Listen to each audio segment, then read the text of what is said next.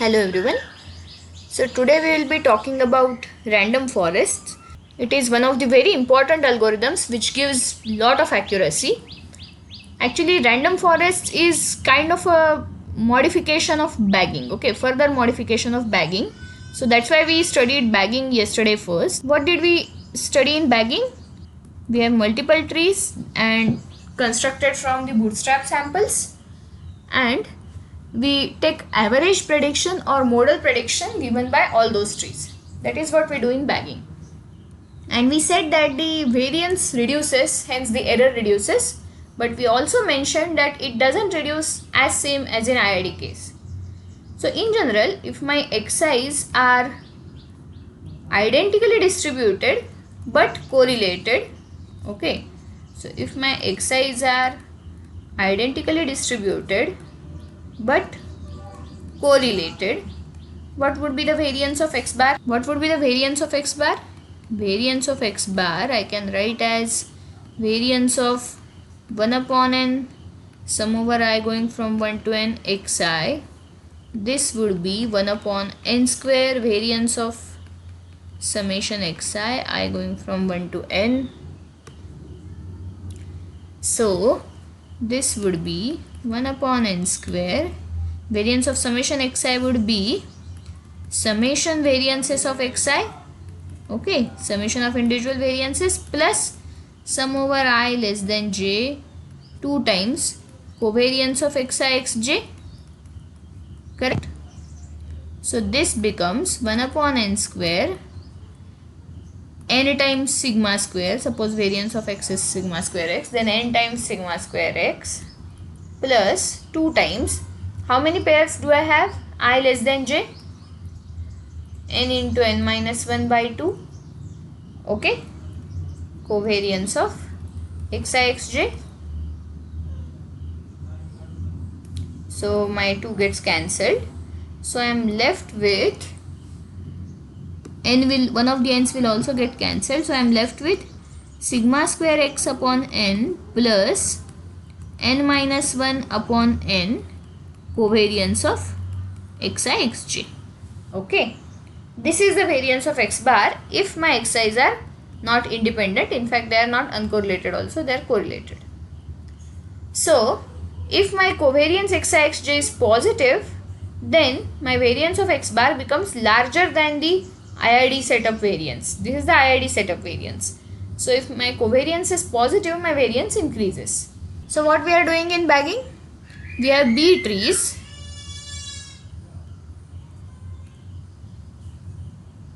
The predictions are, suppose yi hat 1 for ith observation, okay, yi hat 2 up to yi hat b. Then we defined final yi hat as 1 upon b sum over j going from 1 to b yi hat j, okay. So variance of this prediction would be variance of individual prediction, so variance of yi hat 1, let us say, plus b minus, so this upon b plus b minus 1 upon b covariance of yi hat 1 comma yi hat 2, okay. So if I want to reduce this variance, if I want to reduce the error in prediction, because if variance of the prediction is high, it means my error in prediction is high, confidence interval is going to be wide. So if I want to reduce this, I need to reduce this. So I need to reduce correlation between the predicted values. So if I want to reduce correlation between the predicted values, that means I need to reduce correlation between the trees. Now the original question was, why are the trees correlated? Because they are grown mostly on the same data, only the part of the data is different, and they are grown using same variables, okay. So what can I do? See, if I take partial data, then yes, up to some extent I can reduce the correlation. But the problem is, as soon as I use partial data for each tree, I am changing the size of the data, and we know that affects the test error, okay. That's why we said that simple validation error is not good, we go for k-fold cross validation, because we want the size of my model, the size of my training data to be as close to the actual data. So what can we change in such a scenario? We can maybe change variables. Now I have limited variables x1, x2, xp. How can I change them? I can't really change them. So what do? You say that instead of using all of them, let us use some of them at every stage. So what do? So we start with the same thing. So I have B bootstrap samples. Okay, so this part is common in bagging and random forest. I have B bootstrap samples. But normally what happens is, if I use that entire bootstrap sample and all the variables, generally my tree would be more or less same, because suppose say x3 is very important. Then in most of the trees x3 would decide the first split. Okay, if x3 is very important. Similarly, in most of the trees the variables that are used would be common, and that would create a lot of correlation. So what are we going to do? Instead of using all the variables and then choosing the optimal split, what we will do is, at every split I would first choose m variables randomly, and I would let the algorithm to choose optimal split only from these m variables, not from all the variables. Okay, let me repeat what I am trying to say. Normally in a tree what happens, you have a node and you want to construct a split. So you have a choice that the splitting criterion can depend on any of these x1, x2, xp. This is a normal tree, and this is what you do in bagging also. But in random forest what we are going to do, instead of using all, we would say I first choose m variables from here randomly. So let them be x2, x5, x8 and so on. Okay, suppose xp minus 1 is the last one. So these are m variables chosen randomly out of these p variables, and then we say that at this point my split has to depend only on one of these. So I would kind of consider that I have only these variables, and if I have only these variables, then what would my split be on the basis of these variables? Only those many splits would be considered and the optimal split would be chosen. Then at the next node you again randomly draw m variables from the original sets, and out of those m you choose the best split. So at every node, so let me write what I have been trying to say. At every node, randomly select m variables out of the p variables.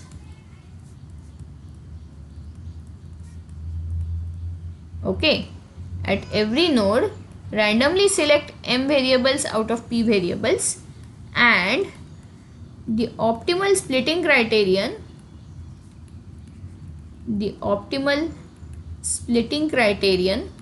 for that node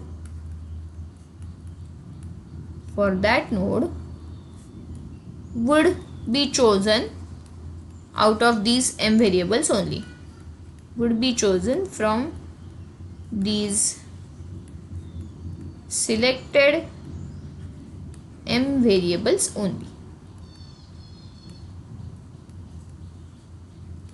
Okay, remember I am not using same m variables for all the trees, or in fact even for a single tree I am not fixing those variables.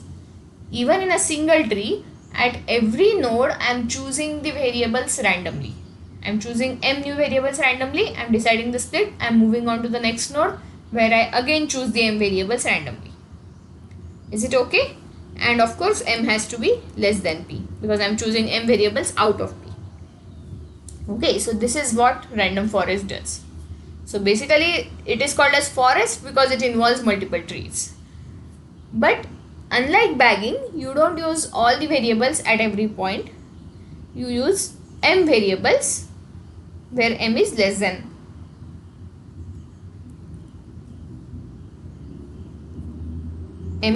or equal to p.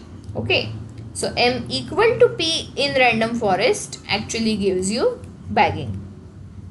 Okay, so bagging is a special case of random forest with m equal to p.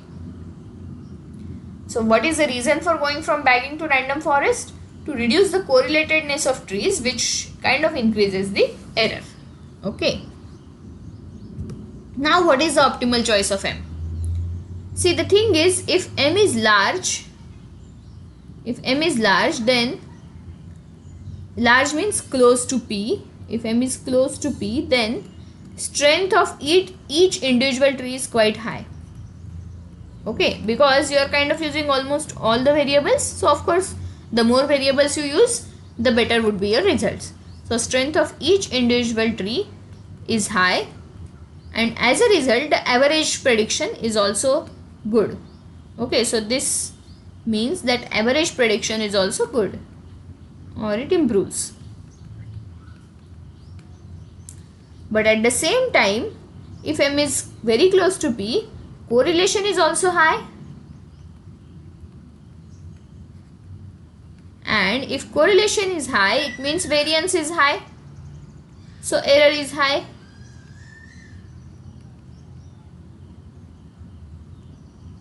So we need to find some sort of optimal m. Okay, some sort of optimal m. So some general choices of m are square root p, or p by 3, or p by 2. These are some of the common choices for m. Okay, and so we can't have too high m, and of course we can't have too low m, because if you have too low m, correlation would be low. That part would be good, but the strength of the individual tree would be too low, and hence the average strength would also not be that great.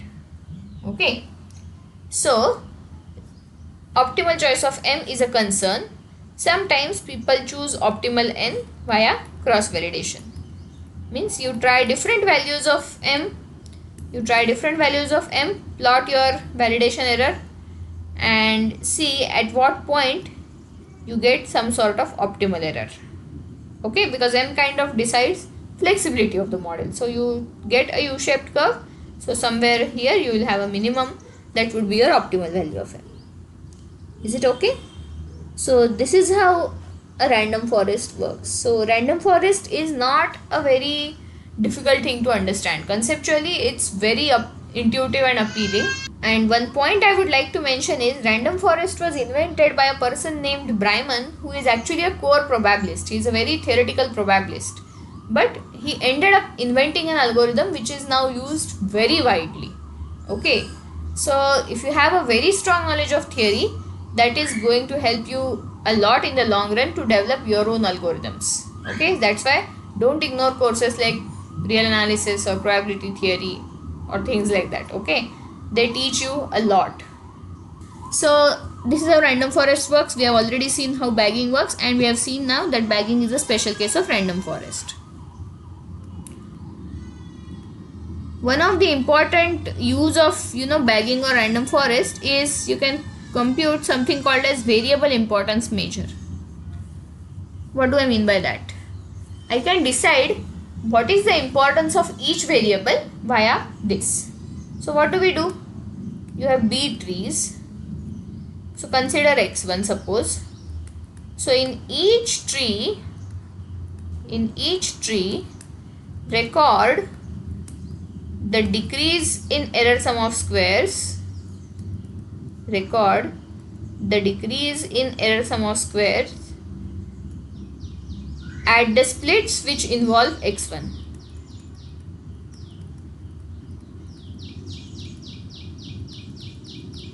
Okay. In each tree, record the decrease in error sum of squares at the splits involving x1. So, using B trees, you can kind of compute average decrease in error sum of squares due to x1 over entire thing, means over B trees. Okay, you can compute average in decrease in error sum of squares due to splits based on x1, and higher the decrease, better would be the variable, means more important would be the variable. If splits based on that variable lead to a significant decrease in error sum of squares, then that is a good variable. So you do this, you compute this for every variable, let us say x1, x2, x3 and so on, and you plot it via generally some sort of horizontal bar graph. Okay, of course most of the softwares arrange them in either decreasing or increasing format. I am not doing that.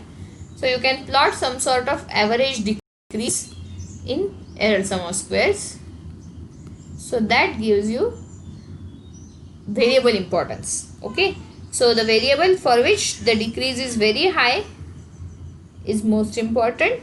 The variable for which decrease is very low is the least important. Okay, so this is how you measure variable importance via bagging or random forest.